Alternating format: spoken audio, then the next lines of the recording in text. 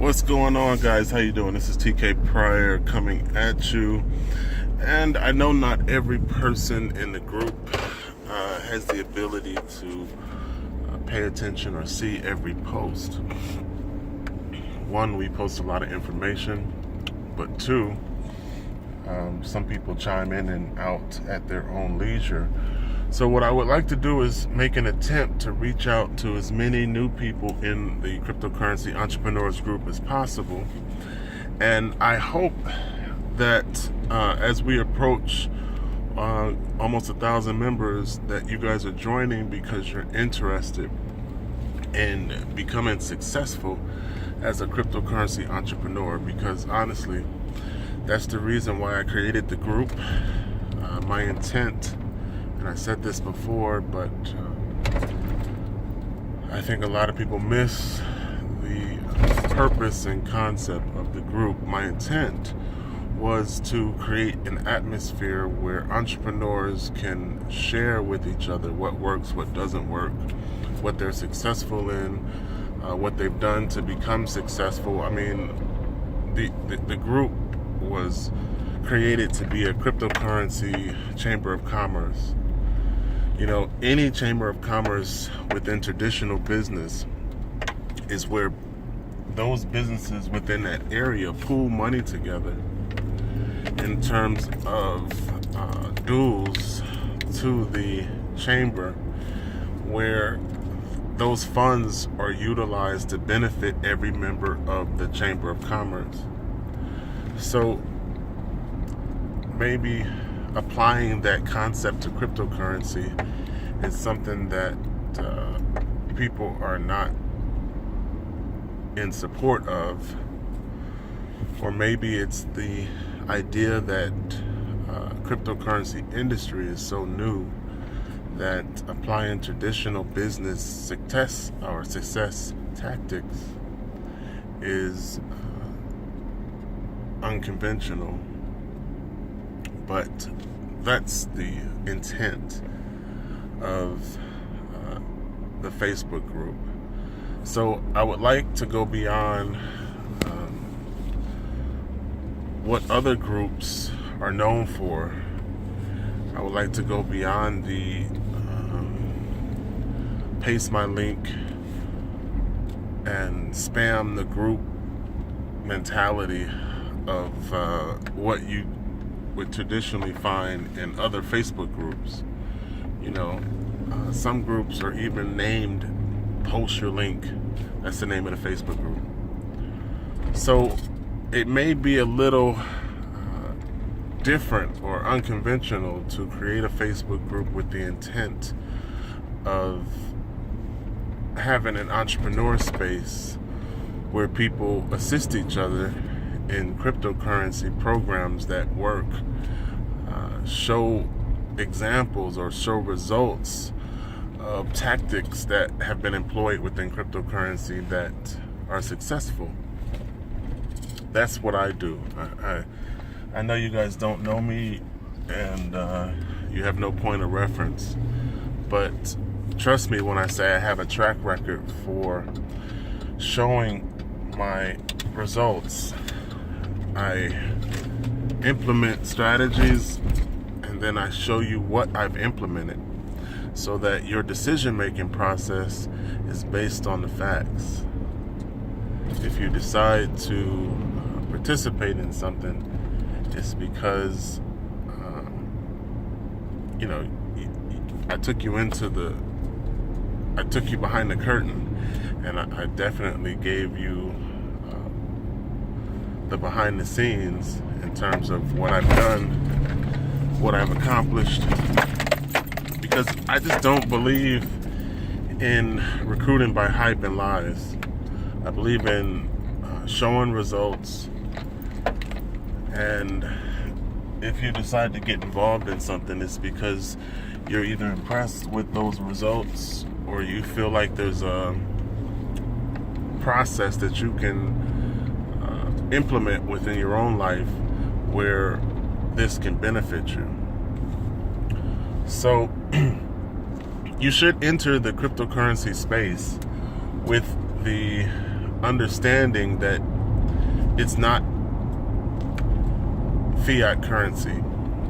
Cryptocurrency is not fiat. And fractional reserve banking is not cryptocurrency banking.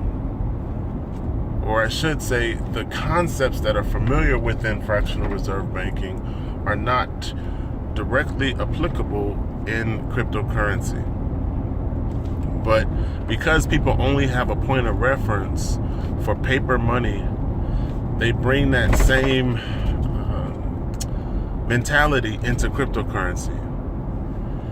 So I always try to promote education. You'll see a lot of articles based on industry news, industry trends, and industry definitions, because I try to promote education within cryptocurrency so that you can make better decisions as an entrepreneur within the space. So when you talk about paper money, the first thing people talk about is scam, Ponzi scheme. Okay, so let's address these things head on, because it's what everyone likes to throw out there quite frequently. So the term scam means that someone of greed in nature is attempting to deceive you, take something from you without giving you anything back, or the scales are lopsided in terms of what they take from you and what you get back. Now, the term Ponzi scheme directly refers to a triangle structure where only the people at the top make 80-90% of the money. So if you look at a system like that, then you can directly say that the CEO will always make more than the mailroom clerk. So whether you like being a mailroom clerk or not has no bearing on whether or not you are in a Ponzi scheme. The system is designed so that the people at the top not only they maintain most of the money. And that's just the way it is. Get over it. Some systems allow the person in the mailroom to work their way up to the CEO. Some systems have a glass ceiling where that is never possible. It's engineered so that you come in the mailroom, you will stay in the mailroom. But not every system is the same.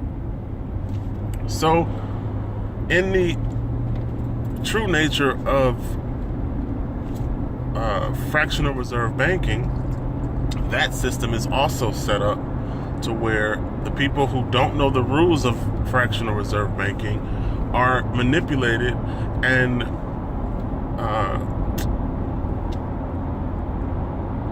what's the right word? They are controlled, manipulated, and taken advantage of because they have no clue how fractional reserve banking works. But technically, fractional reserve banking is also a Ponzi scheme, because in the nature of government deemed value money, which is what fiat means, it means that the government says this is legal tender and that's why people use it. But the money itself has no intrinsic value. It only has value because the government said so, which is why fiat monies tend to fail at 100% rate over time, because governments tend to get greedy and overprint, not based on supply and demand, but based on the fact that they can print. And that's the problem that we're facing right now in not just America, but a lot of countries. Deficit printing is the answer to pay bills, and that creates a problem within the money supply. So when you talk about Q1, Q2, and Q3, when you increase the money supply based on greed, you're always going to run into a problem. Rome did it and it failed. Matter of fact, I think every fiat system who did it failed. So cryptocurrency was created as an option and opposed to fiat. It's a completely different, open, transparent system where the public distributed ledger is viewable to every member. So your credit card statement is open to every other member who has the same credit card. That's one way to look at the blockchain, as a public distributed ledger that's available to every single member. So I want you guys to understand that the open nature in transparency that's inherent within cryptocurrency is opposite of the private ledgers found within banking or fiat currency. Now I say that to get you to understand the change in mentality that's required when you join cryptocurrency. Because you can steal $100 million out of greed and lie and say that you never received it as a under-the-counter type transaction.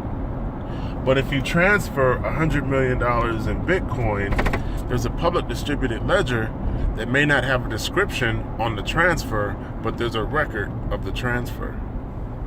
So that's what I mean by the open transparency within a public distributed ledger as opposed to a private SQL database within any banking institution. So I hope this clears some things up in terms of cryptocurrency mentality and not coming into it with the fiat mentality where it's the only thing you know, but you shouldn't join an alternate movement, alternate currency or alternative currency. You shouldn't join a movement like that with the same mindset of what isn't working in traditional money.